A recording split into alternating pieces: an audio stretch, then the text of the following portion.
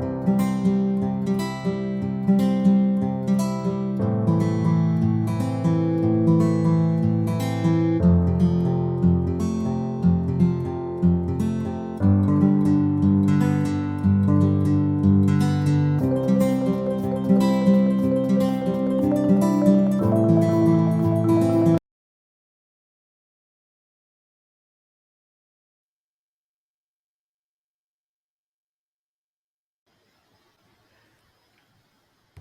everyone. Welcome to another episode of Freshly Pressed. Today, we have with us our lettering red legend from the indie comics community, Reed Hinkley-Barnes. Welcome to the show, Reed.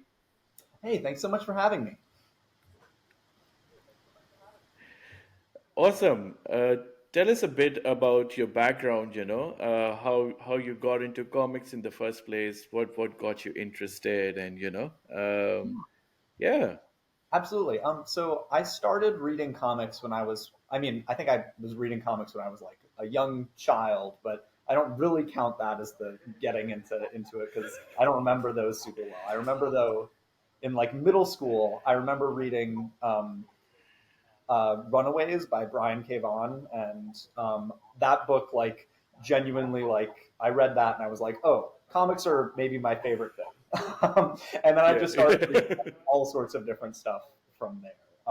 I since then have just been like a voracious comic book reader, and since probably about then when I first read Runaways and was in middle school, I was like, oh, I want to make comics. I want that to be a part of my life. I want that to be something that I can do. And yeah, Hmm. we just kind of gone from there. That's fantastic. That's fantastic. And how is it for you to cross over from being a comic fan to actually a creator, you know? Yeah, so I mean, it was probably I mean, when I first decided I wanted to do that, I I realized I can't really draw, so that part was kind of made things a little bit harder.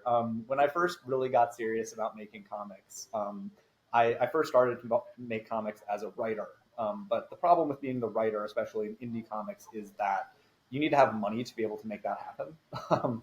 It just you if you don't have the Yes. money to be able to pay someone, and like I had friends who were willing to do like short stories and stuff with me, but like that wasn't the same thing. Like short stories are wonderful, and I think they're a great way to get started, but that just isn't the same thing.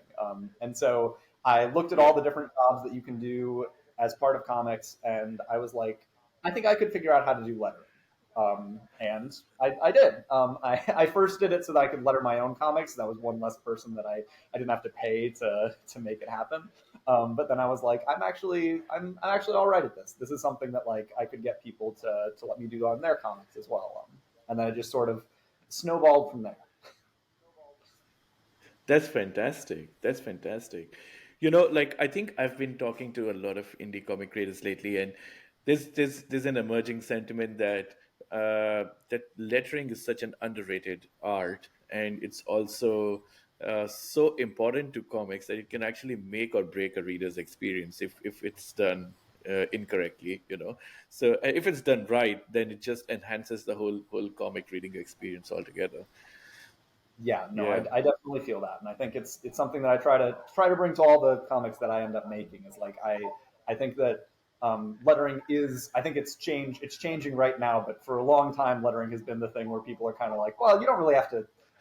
One of the other people can just kind of do that. You don't really have to pay for it, and I think you can see that in a lot of indie comics. Yeah. Yeah, yeah. For me, like if a comic is badly lettered, I can only give it so much room in my head, and like beyond a point, I'm like I don't think I can go forward. And if it's done properly, then I'm in and out in like a few minutes, like just finish the whole thing back to back really quickly. Yeah, I think learning how to letter has kind of permanently broken my brain on reading comic books because if the lettering is off at all, I'm just kind of like I'm just spending the whole time being like, oh, that's I wouldn't have done that, I wouldn't have done that, oh, I hate that, that's awful. And now the opposite is also super true, where it's like if I see good lettering, I'm like, oh my gosh, this is amazing, and I'll go to like talk to friends about like comics and stuff, and the part that I'm wanting to talk about, there's like, why would we spend this much time talking about the lettering? Just like, no, absolutely, you're totally right. But also, That is true. What, according to you, is the hardest part in lettering usually? I mean, I think it depends on the series. I think the most of the work that I do with lettering, I think the hardest, most intensive stuff is when you're first getting started on a book, and figuring out how to make a lettering style that will fit with the artist and fit with what the like author, the writer is trying to do, and putting all of that kind of together. That's also my favorite part, but I think it is definitely the hardest part of it. Yeah, yeah, that's very true.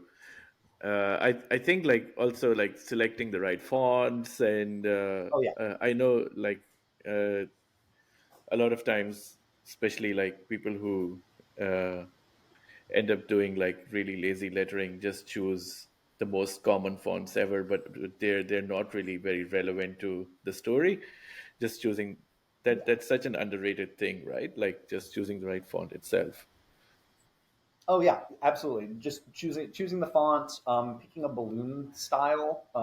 Not to get too into like the weeds with this, but like even just deciding like certain art styles, it really makes sense to do a balloon that like looks like a real like oval that was made with a computer because they like have such like clean art styles. But then in other things like having a more organic balloon, all that kind of stuff. Yeah, fonts, balloon styles, Yeah, all that sort of thing coming together.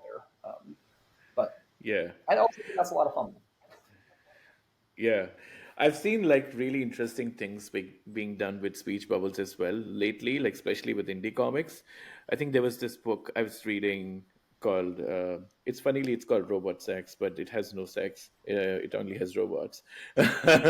uh, but they have done this really creative thing with the robot speak that like all the speech bubbles of robot is some kind of like analog thing. Like it's not really like it's an object and not really a word and it's so creative and it's fun like it Yeah. just adds a nice dimension to that character. Yeah. No, that sounds awesome. I love that. I'll have to check that out. That's definitely one of the things that I look. Yeah, when I see things, people doing cool stuff with lettering, I'm always like, oh, this is awesome. I love that. Nice. Awesome. Tell us a bit about your current Kickstarter campaign, Hero of Legend issue one. And tell us what's the story about without obviously spoiling it. Yeah, absolutely. So Hero of Legend, like it says at the top here, it's a fantasy comic. It's for fans of things like Legend of Zelda and Studio Ghibli movies. The very short pitch is, what do you do in a world where the destined hero has failed? Right. The bigger pitch than that is, this is a world in which there is a cycle of evil magic starting to come and try and like take over the land. But whenever that happens, every few centuries, someone steps forward as a hero that is able to wield a sword that is able to seal the magic away again. But 100 years ago, the last time this cycle happened, the hero lost. And so our story picks up 100 years after that. It follows Soa, who is a young woman living in a small village. She is a hunter, and one day while she is out hunting, she comes across a young man who is running for his life from a giant. Yep, that's Oh, fantastic. good. And yeah, and I don't think That's I don't think it's amazing. too much of a spoiler for the issue to say that the young man is he has a secret that he is hiding, and ends up turning out to be someone pretty important. Nice, nice. That's amazing. That sounds like a very fascinating story, and I think it also lends itself to be like somewhat of a subversion of all the fantasy tropes as well, if that's what you're going for. Yeah, a little bit. I think it's a little bit. I one of my favorite types of sorry, just one of my favorite things in general is the Legend of Zelda games. I love all of them, but especially when Breath of the Wild came out, I did like everything there is to do in that. Like I spent like whatever, like 200 hours or something playing that, and it's but the idea of this like yeah, really genuinely, I was like, I bought a Nintendo Switch and then I only played that for like 200 hours. But Wow. I lost my train of thought. Oh, the thing I was going to say is like the idea of like there being this hero, and it's a Zelda thing, but it's also like yeah, all across different fantasy media, right? Of um, there being this hero that comes and is destined to win, but what happens when that doesn't happen? So yeah, a little bit of a subversion of some of those tropes.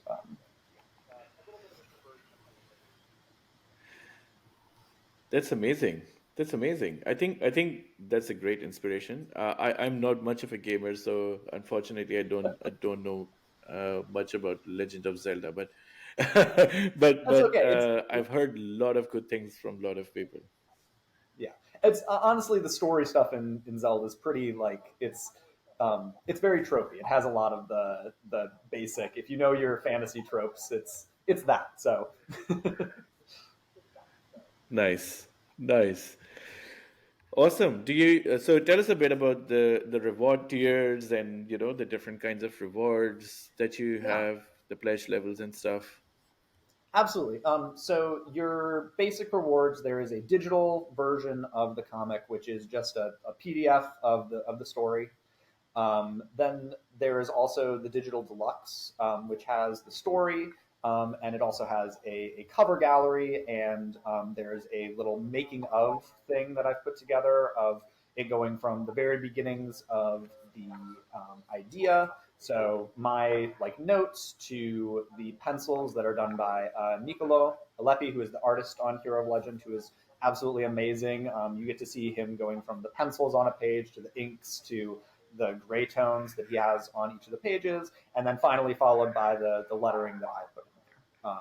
So And good. that's in the digital deluxe version. All the physical versions of the book come with a copy of the digital deluxe as well. Um, for the physical comic, we've got four different covers, which are all awesome. We have the main cover, which is drawn by Nicolo, our main artist. And then we have our B cover, which is drawn by Laura Tedesco, which is this awesome red cover, which is really like Stark, lyric jumping at a giant. I think it looks amazing. I love all of It's the covers so that we fantastic. have. Yeah.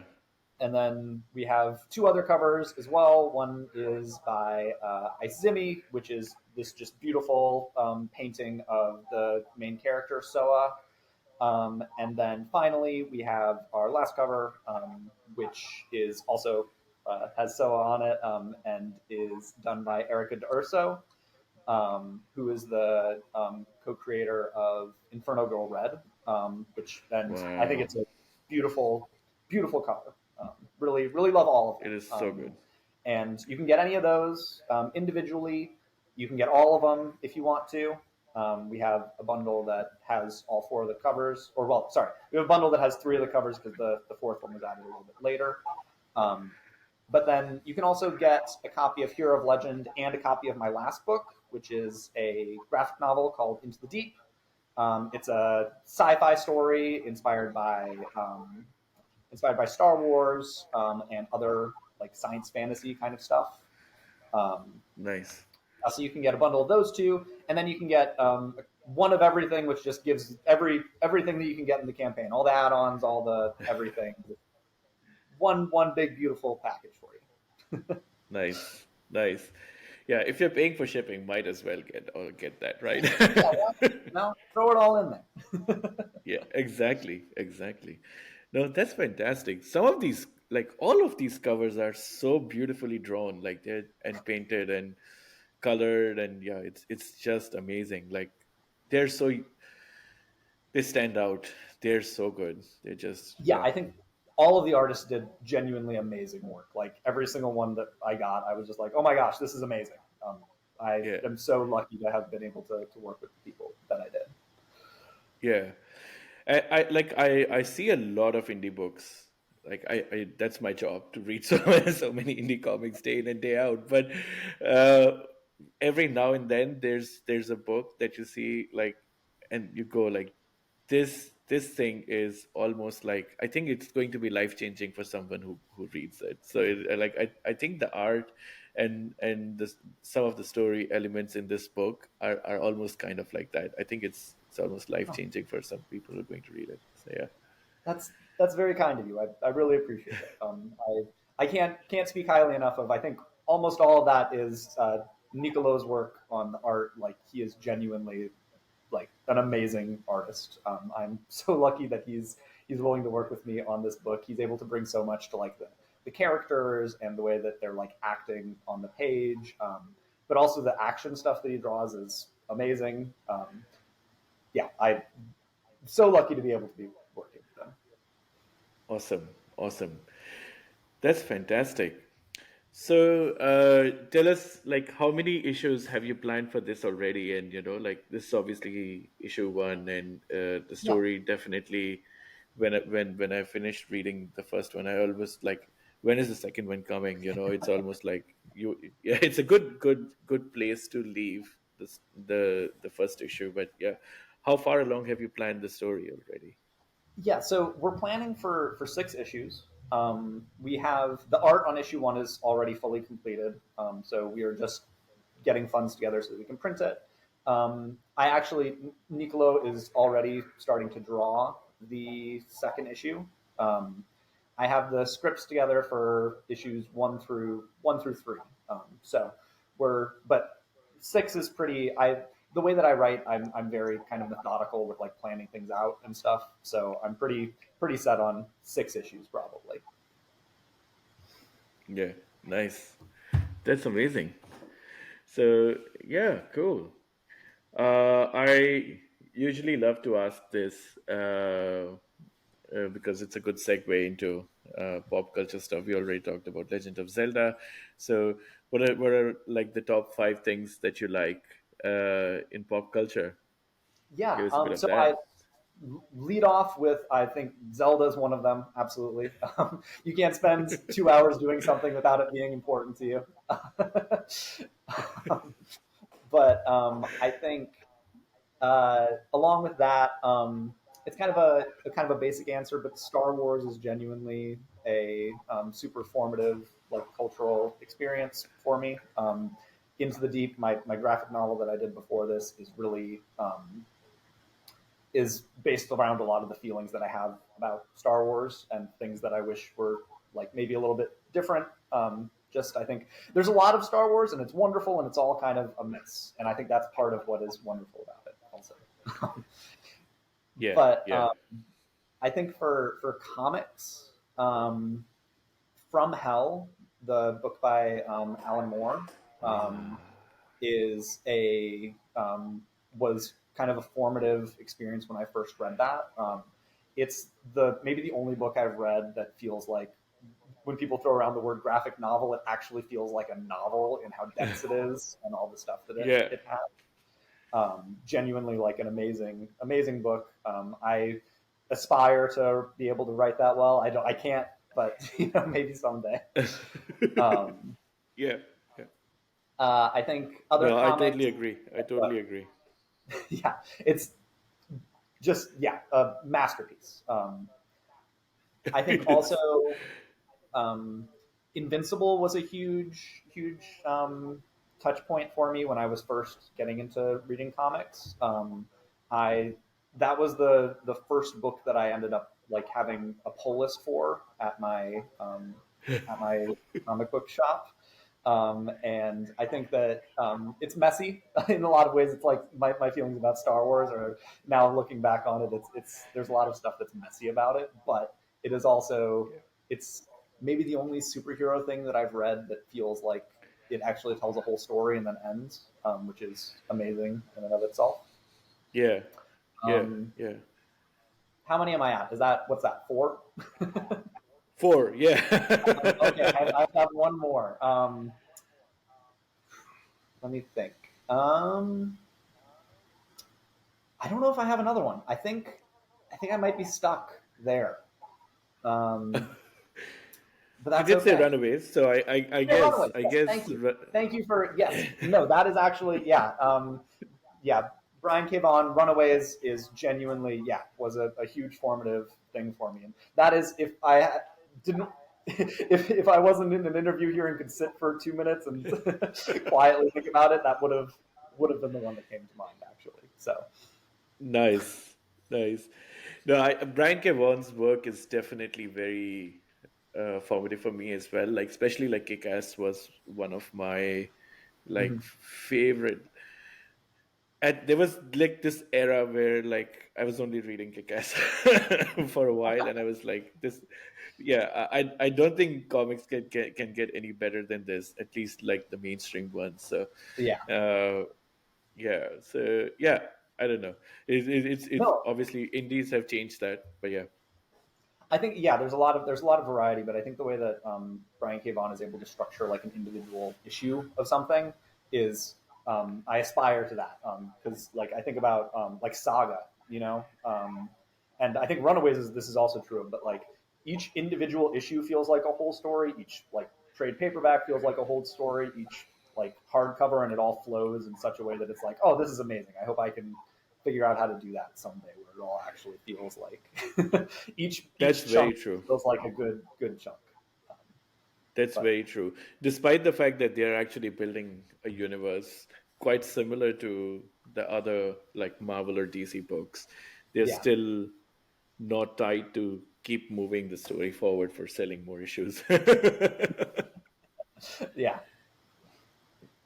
Yeah, one of my biggest complaints in any of the DC or Marvel like uh, comics is when you read like for any particular run, if you read like issue 1 to issue 12, the story arc just ends like in 3 or 4 issues, and it kind of feels a bit strange because when you get the volume for the whole like the like with for that run, you mhm, feel as if the story is so disjointed. It's just like it didn't flow that well, and it's just meant to go put you on a hook from one issue to yeah. another, And rather if you than lose yeah. that break, then it kind of falls apart a little bit.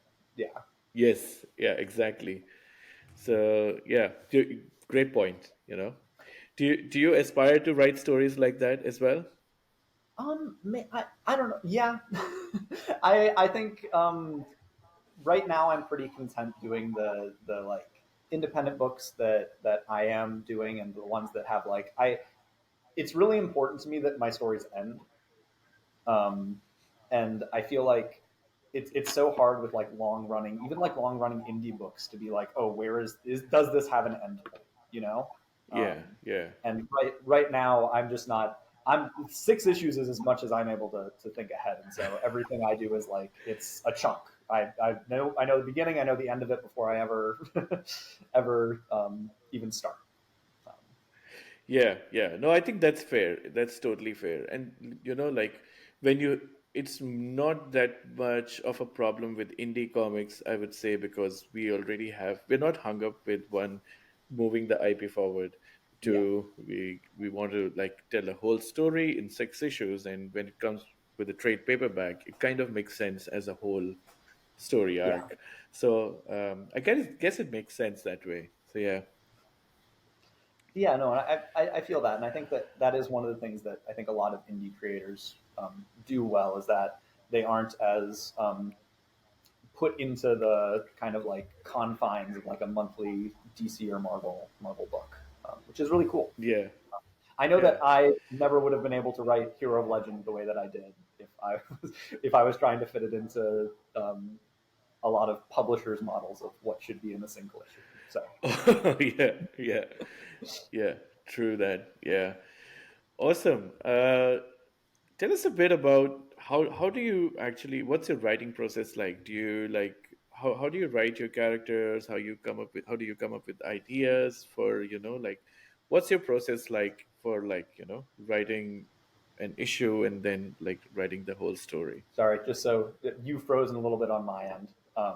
Oh, okay. So I'm just That's saying okay. like So I think I got the just like ID. How do I write process and all of that kind of stuff, right? yeah, yeah. Yeah. So I don't really know. I think ideas just kind of come from like the ether, just sort of appear a lot of the time. Though I guess a lot of the stuff I write is kind of inspired by something that I've read. In a lot of ways, it's like or something that I've like interacted with, movie, video game, something like that, and thinking like, oh, there's things about this that I would do differently. Here's how I would tell my version of this story. Um, and so a lot of things kind of start there, and they start with me thinking about something and saying like, oh, here's different choices that I would have made. And then eventually I think about it long enough and I'm like, oh, this is a full thing independent of the thing that I was originally thinking about. Um, from there, I have a pretty strict like once I have an idea for what I'm going to write, I have a pretty strict method of kind of breaking down the story. It goes from like I write it as a single sentence, I write it as a paragraph, I write it as a couple of pages, and then I break that down into acts, and then from there I use that to break it down into issues, and then from issues it's broken down into pages, and then I actually write it. So it is very like I have very like kind of robot like methodicalness to the way that I make my stories.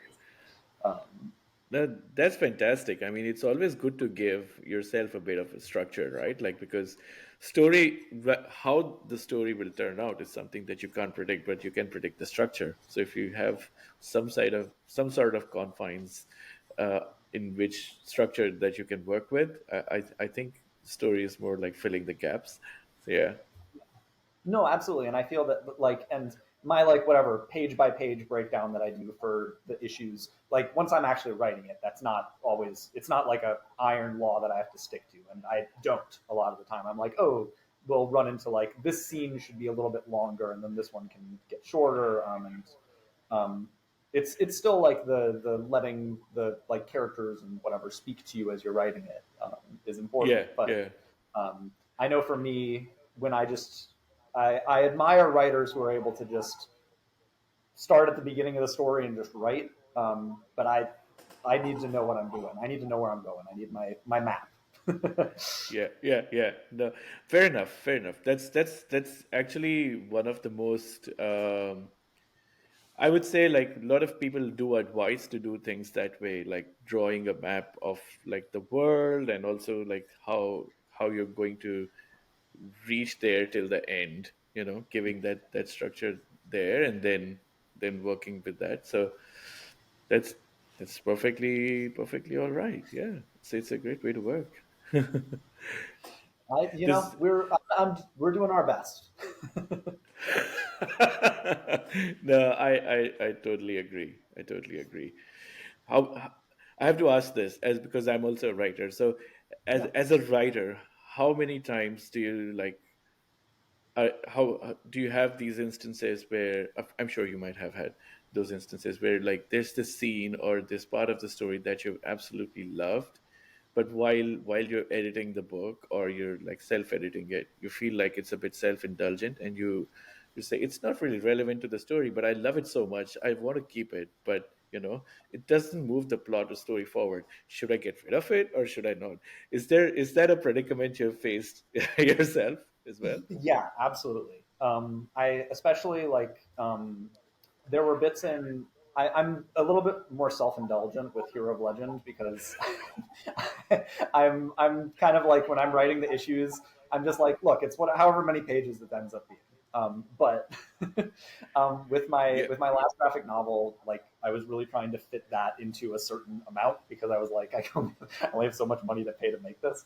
Um, and so I absolutely feel like there are moments where it's like, oh, this is something that feels really important to me, or just that I really like that you might want to cut. But I don't know, I kind of lean on the side of like, keep it. That's the like all the best art has the things that the creator thinks need to be there, but aren't part of like a blueprint of telling a story. That's the bits yeah, that I feel like can also really connect with people. yeah. No, no, that's true. That's true. I mean, obviously you have to put in moments of say levity and also Yeah. heart and those kind of things, and they obviously add to the overall not just the feel of the book, but you have to ground your story, and you have to make your characters, make people feel for your characters and things like that. So you obviously have to add those things. I think there was this, like, the story I was writing, and I've been working on that story for a very long time. Um, and this whole character in that story was not super important, but it was so interesting to me that I actually wrote like a whole side quest to it, which kind of like, okay, I think this has spiraled into its own thing. No, So and I ended up, I even feel like yeah, that is like I don't know, trust your instincts. That's the characters you want to spend time with that character. You know? yeah, very true.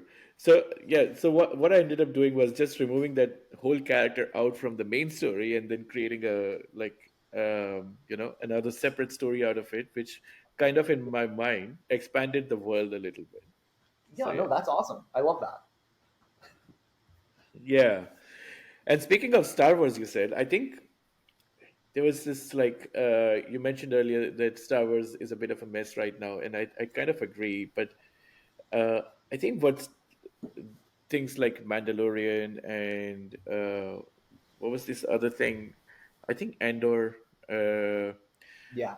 and even like there was. Do you know this? This was like there was this shorts. Star Wars shorts, and some of them were anime, and uh, Oh, the every Vision it one. was like an Visions. Yeah, yeah. That anthology series was like, it was fantastic. Like, um, I would just love some stories about characters, random characters in the world of Star Wars. So, yeah, Yeah. No, I loved Vision. Visions was awesome. And I totally agree. I think more stuff about just like people in the world. I feel like that's a lot of what feels like is maybe missing from some of the Star Wars things that are being made is that like it doesn't feel like it feels like there's a lot of just like plot happening, you know? yeah, exactly, exactly. Like, always fun to explore ideas like this. There's an episode that kind of stayed with me about. I think it starred Joseph Gordon-Levitt and a couple of other fantastic voice actors, where they're a band and they're supposed to play at like a big event, and it's just a story about a band in the world of Star Wars, and Yeah. that's what's fascinating to me, So yeah, more stories about that. Maybe like a chef in the world of Star Wars. Yeah, honestly, yeah. Whatever. Give me the Dexter's Jester 5 issues limited series or something, you know? Whatever. Yeah, exactly, exactly. Yeah, so like I absolutely would love that. Um, cool. Awesome. So we're coming close to time, but before we leave, I would love for you to give another, like, a quick pitch of the book, and I'll give you the stage for 5 minutes. Just do the whole spiel of the book. Yeah, Absolutely. stage is yours. Um, so, Hero of Legend is a fantasy story for fans of The Legend of Zelda and Studio Ghibli, and really any story that has a destined hero in it. It's a fantasy adventure. I think that this is a book that anyone who likes fantasy and likes good art, I think that our artist Nicola Lepe, he is doing an amazing job on this book. Our Kickstarter campaign right now, we just got fully funded in the past day or so, which means we're pushing to some stretch goals. I'm hoping that people will check it out. I think we've made something really special here. I mean, I not to toot my own horn here. I don't feel this way about a lot of things that I write, but I think that Hero of Legend is a book that Nicolo and I have really poured our heart and soul into, and we want to be able to keep making more of it. Um, so I think you said I have 5 minutes. I think I wound down too fast. That's okay. That's okay. You've got the message across, and I 100% agree. Like I said before, I feel like this is your life's work. Like, that's what it feels like, both for you and Nico, and it feels like it's just so beautiful. the story and the art and everything has come together so beautifully in this book. It's yeah, I think it is something very special, and I don't say that very lightly. Like I say that with full conviction. So yeah, That's very kind of you. I agree, and I think people should go back it on Kickstarter. go back on Kickstarter today, and there's how many days left in the campaign? Yeah, we have 8 days left. So we are going to be done on Friday, the 21st. So Friday the 21st at 7 p.m. West Coast United States time. So Yeah, back this because one of these days when this book is sitting on your bookshelf, somebody will pull it out and ask, "This is a fantastic book. It's stunning. Where did you get it from? And who wrote this?" I think honestly, I can look. I'm not gonna toot my own horn, but I do genuinely think that the art, all of the covers are beautiful. Like It is. I don't, I could see all of them hanging on my wall. They're genuinely all gorgeous, and Nicolo has Yeah. done just an amazing job with the interior art as well. Yeah, yeah. No, like I would say everything. Like you said, you're master of your craft. Your lettering is fantastic in the book. I absolutely loved it. And there's story is pretty good. It's moving. It moves forward so quickly. I finished cover to cover in a matter of minutes. And that's a shame because it's both good and bad. Like you feel good because the book soaked you in. I was in that world for like that whole what 10-15 minutes I was reading it, but then it ended so fast. I was like, oh, it's over already. I need issue two now. Well, hey, I, we're working on it. We'll get there. we'll get there. No, I think you'll get invested in the world real quick. I think the book draws you in. The writing's beautiful as well, and like I think that's that's the beauty of a great team coming together and producing something special. It draws you in and keeps you there. Thank you. Yeah, like I said, can't speak highly enough of the artwork from Nicolo. I think he does an amazing job of just creating the world. So read it. Read it. Yes. Famous last words. Awesome. Thanks for coming on the show, Reed.